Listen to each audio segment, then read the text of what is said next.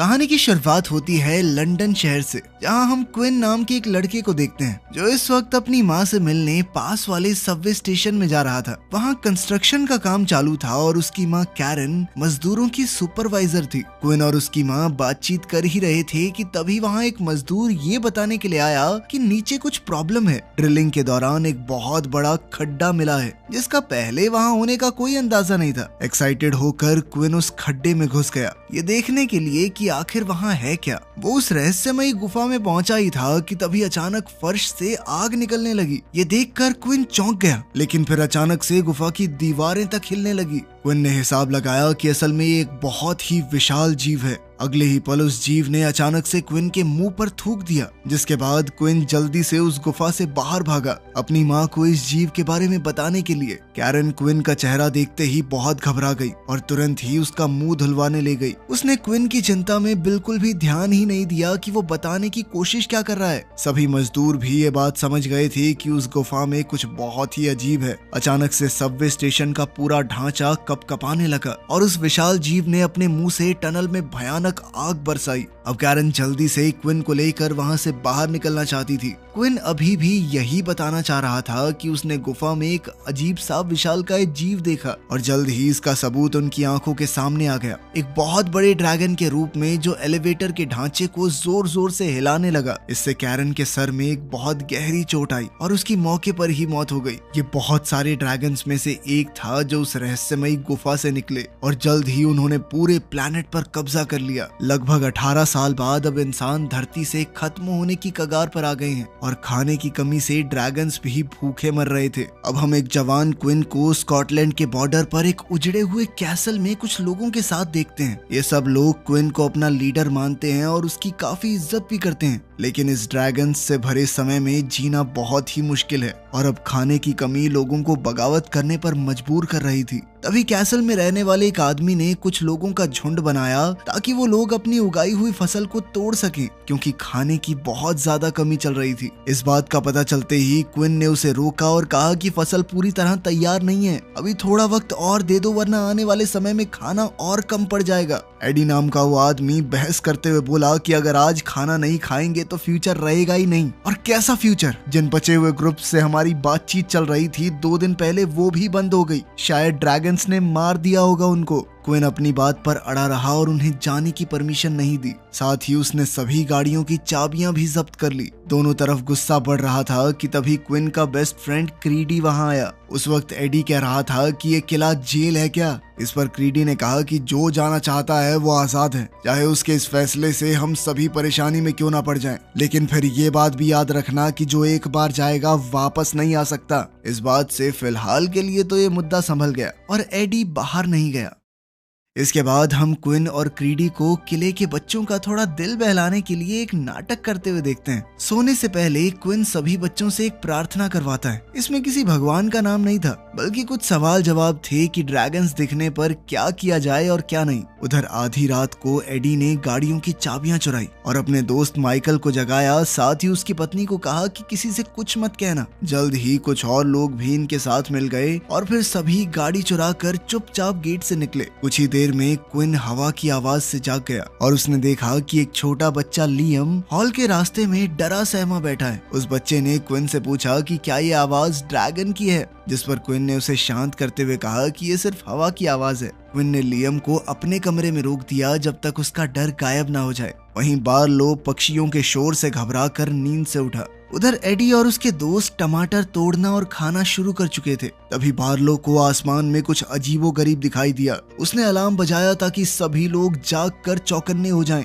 Alarm की आवाज से घबराई हुई माइकल की पत्नी ने क्विन को सारा सच बताने का फैसला किया। खेतों में ड्रैगन को आग उगलते लोगों को मारता देख एडी बहुत घबरा गया और अपने परिवार को बचाने के लिए भागा। जल्द ही उसकी पत्नी रेचल उसे मिली, लेकिन अफसोस इस सब में उसका बेटा नहीं बच पाया। एडी ने देखा कि माइकल का मुंह जल ढल चुका था। वहाँ से बच निकलने की कोशिश में उनके एक साथी मैट की भी मौत हो गई। वो ड्रैगन के दोबारा हमला करने पे बहुत ज्यादा घबराए हुए थे और ड्रैगन ने हर तरफ आग और दहशत का माहौल फैला दिया। एडी का परिवार खेतों के बीचों बीच हर तरफ आग से घिरा खड़ा था। तभी किस्मत से क्विन और क्रीडी एडी की मदद ना करने का अपना इरादा बदल कर उन्हें बचाने वहां आ गए। डोवॉन को गाड़ी में लगा ऑटोमेटिक हथियार चलाने की जिम्मेदारी दी गई और जब ड्रैगन ने उनका रास्ता रोकते हुए आग बरसाई तो बेचारा डोवॉन अपनी जान से हाथ धो बैठा। कासल में वापस पहुंचने पर क्विन ने फैसला किया कि वो एडी से नहीं लड़ेगा क्योंकि उसने अभी अभी अपने बेटे को खोया था। लेकिन हालात अब पहले से बहुत बदतर हो चुके थे क्योंकि इस घटना से सारी फसल बर्बाद हो गई थी।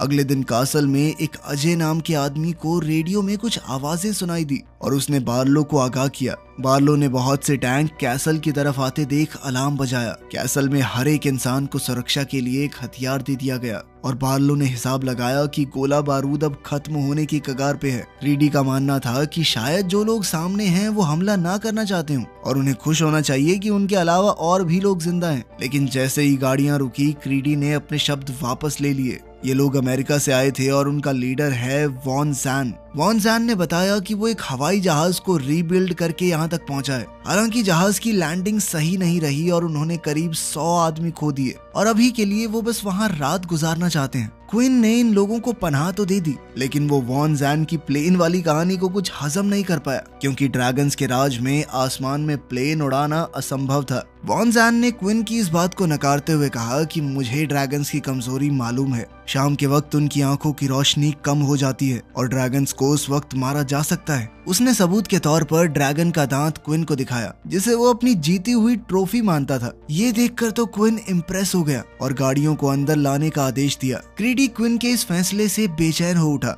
और वॉन जैन की ड्रैगन मारने वाली बात पर तो वो हंस दिया क्योंकि आखिरी बार एक ड्रैगन मारने की खबर 18 साल पहले आई थी और वो भी आर्मी के हाथों, जब आर्मी वाले हुआ करते थे तब। लेकिन क्रीडी का मुंह तब बंद हुआ जब वॉन जैन का हेलीकॉप्टर हवा को चीरते हुए वहां पहुंचा। वॉन जैन ने उनका परिचय एक महिला पायलट से करवाया जिसका नाम है एलेक्स। एलेक्स अपने साथियों को आर्कएंजल्स बुलाती है क्योंकि वो बिना पैराशूट के हेलीकॉप्टर से छलांग लगाते हैं ड्रैगन्स का ध्यान खींचने के लिए। उनकी ये बातें अभी भी क्रीडी को बचकानी लग रही थी और वो ड्रैगन को जाले में फंसाने वाली बात पर तो हंसी दिया लेकिन एलेक्स को उसकी हरकत पसंद नहीं आई। क्विन ने क्रीडी को बताया कि उन्हें थोड़ा चौकन्ना रहना होगा क्योंकि नए लोगों पर अभी उसे पूरी तरह भरोसा नहीं है।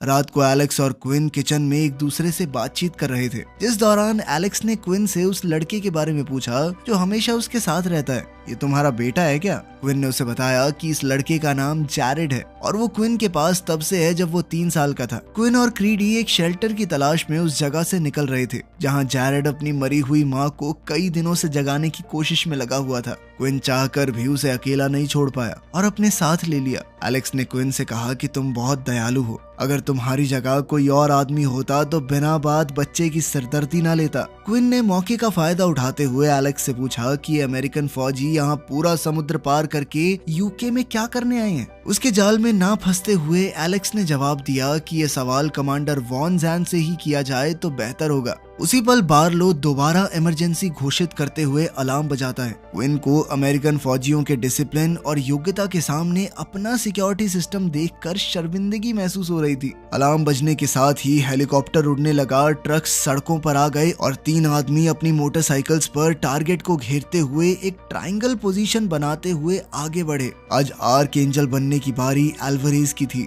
यानी वो बिना पैराशूट के हेलीकॉप्टर से कूदकर ड्रैगन का ध्यान भटकाएगा। ड्रैगन एकदम से हेलीकॉप्टर के पीछे आ गया। वॉन जैन चिंता में था क्योंकि टारगेट को घेरने के लिए तीसरा पॉइंट अभी भी सेट नहीं था। क्विन ने अपनी दूरबीन से ड्रैगन को कासल के ऊपर उड़ते हुए देखा और मोटरसाइकिलिस्ट को पहाड़ी पे चढ़ते हुए। वहीं वॉन जैन और बाकी फौजियों के बीच की बात रेडियो पर सुनते हुए अजय को पता चला कि तीसरा मोटरसाइकिलिस्ट अपनी जान गंवा चुका है। इस बात का पता चलते ही क्विन उस तीसरे मोटरसाइकिलिस्ट की तरफ अपने घोड़े पर सवार होकर निकल गया ताकि वो ट्रायंगल पूरा करने में उनकी मदद कर सके। बिना तीसरे मोटरसाइकिलिस्ट के ड्रैगन को लोकेट करना इम्पॉसिबल है और उसकी लोकेशन का पता ना होने से हेलीकॉप्टर में बैठे सभी लोगों की जान खतरे में आ जाएगी। क्विन ने पहाड़ी के ऊपर जाकर गिरी हुई मोटरसाइकिल को ढूंढा और तीसरे सिग्नल की लोकेशन अपडेट की। ट्रायंगल के पूरा होते ही ड्रैगन की लोकेशन सामने आई तो एलेक्स ने देखा कि ड्रैगन ठीक हेलीकॉप्टर के पीछे है और उसने तभी हेलीकॉप्टर पर हमला कर दिया। अल्वारेज बिना बताए हवा में कूद गया और साथ ही उसके दोनों साथी भी। एलेक्स रेडियो पे उनको गाइड कर रही थी और ड्रैगन भी अल्वारेज के पीछे हो लिया, जो दिखने में एक ह्यूमन मिसाइल जैसा लग रहा था। ड्रैगन के ठीक पीछे से गिडियन और जेफरसन ने नेट से ड्रैगन पर हमला किया, लेकिन ड्रैगन नेट से जल्द ही आजाद हो गया। बादल बहुत घने होने की वजह से उन्हें कुछ दिखाई नहीं दे रहा था और अल्वारेज ड्रैगन को तभी देख पाया जब वो उसके बहुत पास आ गया था। ड्रैगन ने अपनी जबरदस्त आग से अल्वारेज को जलाकर राख कर दिया। एलेक्स ने भी रेडार पे अल्वारेज को जमीन पर चकनाचूर होते देखा। पहाड़ पर क्विन ने वॉन जैन से मोटरसाइकिलिस्ट के रेडियो की मदद से संपर्क किया और अब वक्त था प्लान बी का। इस प्लान के मुताबिक अब ड्रैगन को क्विन अपनी तरफ बुलाएगा और उसने फुल स्पीड में भागते हुए काम शुरू कर दिया। अब उसे जिंदा रखने का काम वॉन जैन का था। जैसे ही घोड़ा पहाड़ से नीचे आता हुआ दिखा तो वॉन जैन ने ठीक उसी की दिशा में मिसाइल से हमला किया। क्विन ने एकदम से अपनी दिशा बदली और वो मिसाइल सीधा क्विन के पीछे मौजूद ड्रैगन को जा लगी। ड्रैगन ने कासल के आंगन में गिरने से पहले एक आखिरी बार आग बरसाई। अपने ड्रैगन शिकार के जबड़े के पास आकर वॉन जैन ने यादगार के तौर पर उसका एक दांत निकाल लिया। रात को कासल में खुशी का माहौल था और सभी लोग जश्न मना रहे थे, लेकिन तभी वॉन जैन भीगी आंखों के साथ वहां आया और बोला कि ये कोई खुशी मनाने का वक्त नहीं है। एक ड्रैगन को मारने के लिए उसके 3 फौजियों ने अपनी जान दी थी। क्विन उसकी बात से पूरी तरह सहमत था और उन 3 फौजियों के अंतिम संस्कार में शामिल हुआ। उसने वॉन जैन से कहा कि ये मेरा घर है, यहाँ मैंने अपने बहुत से साथियों को दफनाया है। तुम्हें यहाँ रहने की इजाजत दी है, इतना हक तो हमारा बनता है ये जानने का कि क्या करने आए हो तुम यहाँ। आखिरकार वॉन जैन ने उसे सच बताने का फैसला किया। उसने बताया कि वो अब तक 200 ड्रैगन्स को मार चुका है, लेकिन जांच करने पर पता चला कि वो सारी मादा ड्रैगन्स थी। उनकी स्टडी से पता चला है कि सिर्फ एक ही मेल ड्रैगन है जिसने सारी फीमेल ड्रैगन्स को बच्चे दिए हैं और अगर वो उस एक मेल ड्रैगन को खत्म करने में कामयाब हो गए तो ड्रैगन्स धीरे धीरे अपने आप ही खत्म हो जाएंगे। इन ड्रैगन्स की साइंटिफिक रिसर्च करने के बाद उन्होंने पाया कि वो मेल ड्रैगन लंदन में है, इसीलिए वॉन जैन अपनी आर्मी के साथ पूरा समुद्र पार करके यहाँ आया है। लंदन की बात सुनकर क्विन ने इस मिशन का हिस्सा बनने से इनकार कर दिया, क्योंकि जो भी लंदन जाता है वापसी में ज्यादा से ज्यादा ड्रैगन्स उनका पीछा करते हुए उनके ठिकानों तक पहुंच जाते हैं, जिससे सभी कैसल में रहने वाले लोगों को खतरा होगा। क्विन की इस बात से उन दोनों के बीच बहस शुरू हो गई और वॉन जैन वहां से चला गया। एलेक्स ने अकेले में क्विन से पूछा कि लंदन ना जाने की क्या कोई और भी वजह है। तब क्विन ने बताया कि जिस ड्रैगन ने उसकी माँ को मारा था वो ही मेल ड्रैगन है, इन बाकी ड्रैगन से बहुत ज्यादा बड़ा है वो। इसी बीच अजय वहां आया और उसने खबर दी कि वॉन जैन कैसल में लोगों को इकट्ठा करके भाषण दे रहा है और 4-5 लोग तैयार हो भी चुके हैं उसके साथ लंदन जाने के लिए। क्विन गुस्से में भागता हुआ वहां पहुंचा और उसने वॉन जैन को घूसा दे मारा। देखते ही देखते दोनों के बीच में हाथापाई शुरू हो गई। अब वॉन जैन गुस्से से भरकर क्विन को बुरी तरह पीटने लगा, जिसे देखकर बाकी अमेरिकन फौजी उसे रोकने आए। एलेक्स को क्विन के लिए बुरा लगा और उसने उसे दवाई की बोतल दी अपने जख्मों पर लगाने के लिए। वॉन जैन अब और लोगों को अपने साथ ले जाने के लिए तैयारी करने लगा और तो और जैरेड भी चुपके से अमेरिकन के साथ निकलने के लिए तैयार था। क्विन ने उसे देख लिया और रोकने की कोशिश की, ये कहकर कि वो जैरेड को कैसल का हेड बना देगा, जैसा कि वो हमेशा से चाहता था। लेकिन जैरेड ने बताया कि अब वो आर्कएंजल बनना चाहता है। वॉन जैन अपनी आर्मी के साथ साथ कैसल के कई लोगों को लेकर मेल ड्रैगन से लड़ने के लिए निकल गया। इधर क्विन खेतों की तरफ निकल गया बची खुची फसल को इकट्ठा करने और कुछ देर बाद जैरेड भी वहां आ गया। उसने अमेरिकन के साथ ना जाने का फैसला कर लिया था। वहां खेतों में मरे हुए ड्रैगन की बहुत बुरी बदबू फैली हुई थी। क्विन ने बताया कि यही बदबू ड्रैगन्स को दूर भगाती है। रात को क्विन मरे हुए ड्रैगन के पास गया ये देखने के लिए कि वो नर है या मादा, और जब क्विन ने देखा कि ये सच में मादा ड्रैगन है तो उसे वॉन जैन की बात पर यकीन होने लगा। जब वॉन जैन की आर्मी लंदन पहुंची तो उन्हें हजारों किलोमीटर तक फैला हुआ मलबा मिला। पूरा शहर लाशों से भरा पड़ा था। ये देखकर सभी लोग काफी डर गए। तभी अंधेरे से उन्हें आग की लपटें आती दिखी। वॉन जैन ने आदेश दिया कि अब किसी भी चीज को मापने या तय करने का समय नहीं है, अब उन्हें सीधा हमला करना होगा। सभी लोग ना चाहते हुए भी हमले के लिए तैयार हो गए। जल्द ही शाम का समय बीत गया और अब ड्रैगन्स पूरी तरह साफ देख सकते थे, बल्कि अब तो लोगों को अंधेरे में कुछ साफ दिखाई नहीं दे रहा था और अब इंसान सिर्फ अंधाधुंध फायरिंग कर सकते हैं। कुछ ही सेकंडों में वो भीमकाय मेल ड्रैगन वहां पहुंचा और पूरे काफिले को आग की लपटों में जला दिया। एलेक्स बहुत चिंता में थी कि कोई रेडियो पर रिस्पांस क्यों नहीं दे रहा। कैसल में अजय ने रेडियो पर उनकी कॉल सुनी और वो समझ गया कि कुछ तो बहुत गलत हो चुका है। एलेक्स जब दुर्घटना वाली जगह पर पहुंची तो उसने देखा कि वॉन जैन और थोड़े से बाकी लोग बच पाए थे। बहुत ही बुरी हालत में वॉन जैन ने बताया कि उन पर उसी मेल ड्रैगन ने हमला किया और वो इतना बड़ा था कि एक ही बारी में सभी को जलाकर रख दिया। उसको दोबारा आने की जरूरत नहीं पड़ी। वॉन जैन को अब क्विन की बात याद आई और वो समझ गया कि अब कासल खतरे में है। क्विन अभी किले से बाहर ही था कि तभी मेल ड्रैगन ने वहां पहुंचकर चारों ओर तबाही मचानी शुरू कर दी। सभी लोग इधर उधर भागने लगे और जब तक क्विन किले के अंदर पहुंचा पूरा कासल आग की लपटों में था। उसने देखा कि ड्रैगन कासल के बिल्कुल ऊपर है। क्विन ने ड्रैगन के वहां से जाने तक का इंतजार किया और फिर वो पागलों की तरह अपने लोगों को आवाज लगाकर ढूंढने लगा। जैरेड ने वहां आकर फायर एक्सटिंग्विशर से आग को शांत करने की कोशिश की। जल्द ही क्रीडी भी उन्हें मिल गया। उन्होंने मिलकर बच्चों को बेसमेंट में ले जाना शुरू किया। बेसमेंट पहुंचकर क्विन बाकी लोगों को लाने के लिए वापस जाने लगा, लेकिन उसकी जगह क्रीडी ने ऊपर जाने का फैसला किया। तभी अचानक ड्रैगन ने फिर से हमला किया और दोनों दोस्तों को एक आखिरी बार अलविदा कहने का वक्त तक नहीं मिला। क्रीडी ने अपनी जान देखकर बाकी सबको बचा लिया। बेसमेंट का दरवाजा धन से बंद हुआ। क्विन अब बहुत हताश हो चुका था। वो वापस ऊपर जाकर अपने दोस्त को किसी तरह बचाना चाहता था, लेकिन अंदर ही अंदर वो जानता था कि अब कुछ नहीं किया जा सकता और फिर उसे बच्चों का ध्यान भी तो रखना है।